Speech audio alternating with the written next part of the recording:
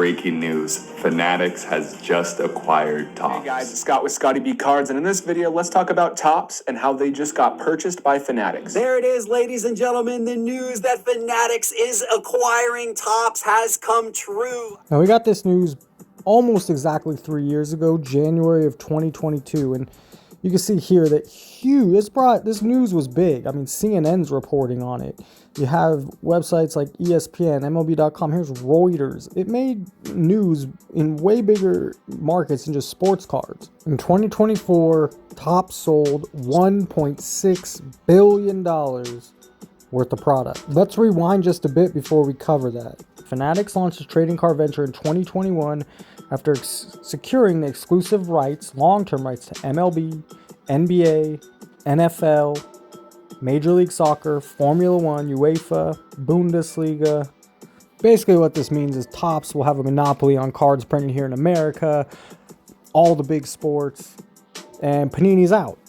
Fanatics did this very smart. They went and got all the deals and licenses first from the associations, and then they went ahead and just bought out Topps because Topps is basically worth nothing if it can't be printing baseball or NFL cards. Probably didn't give Fanatics enough credit in the brilliant way they went about acquiring all these different licenses, picking up Topps, and now owning the sports card market, whether you like it or not. They did it in grand fashion, that's for sure. Interestingly enough, Fanatics has only been around since 2011. They're a relatively new company, less than 15 years old, and their big claim to fame is Fanatics makes all the licensed jerseys. They make the jerseys for the NFL, MLB, I believe NHL. They make all the licensed product plus the jerseys for the league. On top of that, Fanatics operates the online stores for the NBA and NHL. And you might have heard of Mitchell & Ness, very famous jersey company. They own Mitchell & Ness. And another very famous athletic wear in sports is hats. Fanatics, lids is owned by Fanatics. Fanatics in the last few years came out with their own sports book. They're still garnering or trying to get customers. It hasn't been as successful as they want. And then, of course, there's the sports card aspect where they now own Topps, which is also Bowman. And then in 2023, in May, this article is 22nd. This is 2023. They acquire PWCC, one of the leading auction houses, one of the biggest sports card auction houses or collectible auction houses that there is. It also has a huge storage vault in Oregon. And here's a nice chart showing what Fanatics Commerce did, that part of the business. And in the middle there, $1.6 billion in collectibles or basically trading cards. I think this is important to read. One of the company's biggest recent acquisitions, Topps, is proven especially fruitful. In 2020, the last year disclosed before Fanatics bought the business, Topps trading cards and entertainment had sales of $368 million, where sales now in 2024 more than quadrupled at $1.6 billion. I mean, that's pretty incredible. Topps is currently privately owned. There are some investors, big name investors, and if I could invest or buy stock in it, I would. Do I want the product? Not so much, but I trust that this company seems to be making the right moves and has grown into something gigantic in just 14 years. Some of those big investors are the NFL, the MLB, the NHL. When you have corporations backing you up like this, investing in you billions of dollars, hundreds of millions of dollars, Rock Nation. The names are even bigger than this. I believe on the next slide it's going to be BlackRock is invested into this thing. Fidelity Investments. I believe Bank of America I saw somewhere. Fanatics operates and is in business to make money. It's clear. And what they've done over the past several years or even 14 years in existence is pretty incredible, I'd say. And I'd put my money in investing in the company if I could, if it ever came out IPO'd into a stock.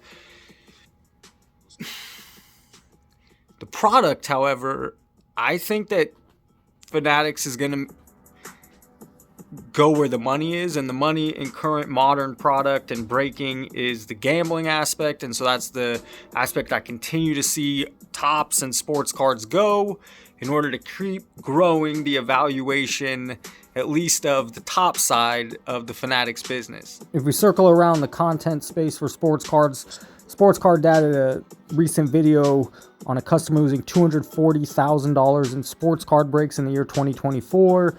It has you thinking, or me thinking, who else has lost in the tens of thousands. I don't have to go hundreds of thousands, but just tens of thousands of dollars. It was an interesting video. I wish there was a little more depth and story there from the person. Overall, a good topic. Wish there was a little more depth.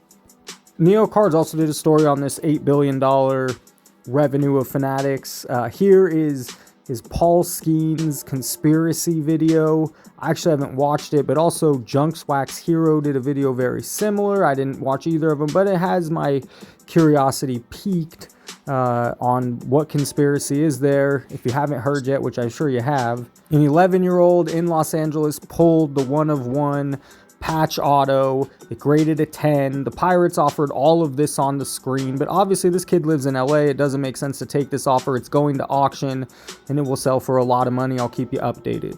Dan the Card Man, as you'd assume, making scammer videos. I guess it's needed, it's necessary, it's a niche, but that's what you find on his channel. Here we have Sports Card Investor talking about the Paul Skeens card, as well as the 2 other big 1-of-1 autos from the Topps Now product not being anywhere to be found as of right now.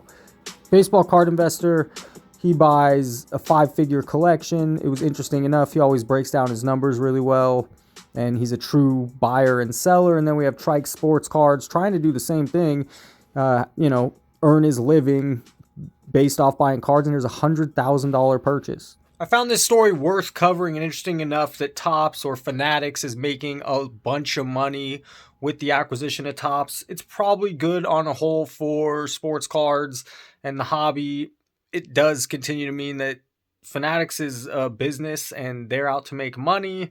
And the way they're making money with this business model is, it's a gamble. It's a big gamble.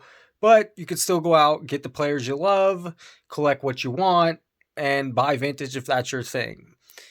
Thank you for watching. If you enjoyed the video, hit the like button. It helps spreads it. More people can see it. Subscribe if you have not. As always, thank you for watching and have a great day. What up, everybody? This is Robert Ory, a.k.a. Big Shot Bob, and you're watching Professional Sports Cards. Hey, by the way, go buy my rookie card.